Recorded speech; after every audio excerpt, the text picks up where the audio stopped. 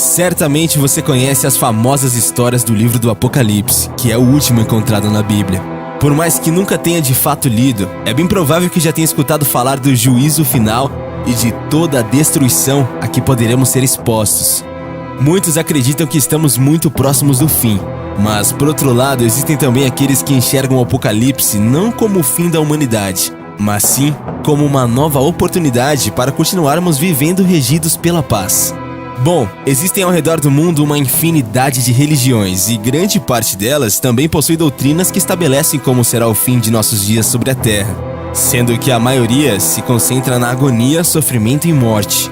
Assim como há várias religiões, há também várias interpretações sobre o mesmo assunto. E já adiantamos para você que estamos apresentando uma das várias interpretações que temos sobre o assunto, que é baseado no livro do Apocalipse.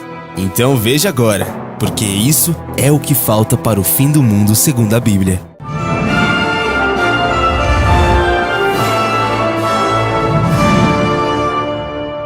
O começo de tudo. No início da era cristã, por volta dos anos 90, uma onda de opressão e violência patrocinada pelo Império Romano alvejava a comunidade judaico-cristã do Mediterrâneo. O clima hostil serviu de inspiração para um dos perseguidos, João de Patmos. João redigiu um conjunto de textos sobre a história que se passava à sua frente. A obra, intitulada Apocalipse, compõe o último livro da Bíblia. Nela, João faz uma leitura econômica, política e social de um momento de conflito e explica todas as causas do transtorno, e também anuncia como será o fim daqueles dias. A cada capítulo, o autor procurava passar uma mensagem de conforto que, longe de produzir conformismo, pretendia ajudar o povo a entender aquela situação, resistir e enfrentá-la. Algo como: continue na luta que você vencerá. Mais do que o fim do mundo, o Apocalipse de João anunciava, portanto, o fim dos que mandavam no mundo. Acontece que o Apocalipse, que em grego significa revelação, e outros textos do gênero que começaram a surgir pelo menos 200 anos antes do de João, são férteis em metáforas e passagens fantásticas. E é esse o traço que dá margem a interpretações acerca do fim dos tempos, por parte de diferentes correntes religiosas. Personagens e passagens como a besta, que seria muito provável o Império Papal e os Estados Unidos, segundo o Apocalipse de João, o dragão, que é o diabo, que persegue os descendentes de uma mulher, o cordeiro, que é Jesus Cristo, enviado dos céus para julgar os homens e os 1000 anos de paz na terra, vão sendo relidos ao mesmo tempo que fatos históricos, como a ascensão de Hitler, o comunismo, a Guerra Fria e o 11 de setembro. Ganham contorno de sinais do final de tudo. O evento conhecido como fim do mundo é o primeiro relatado em 2 Pedro 3,10. O trecho relata: virá, pois, como um ladrão o dia do Senhor, no qual os céus passarão com um grande estrondo, e os elementos ardendo se dissolverão, e a terra e as obras que nela há serão descobertas. E aí, sentiu o clima?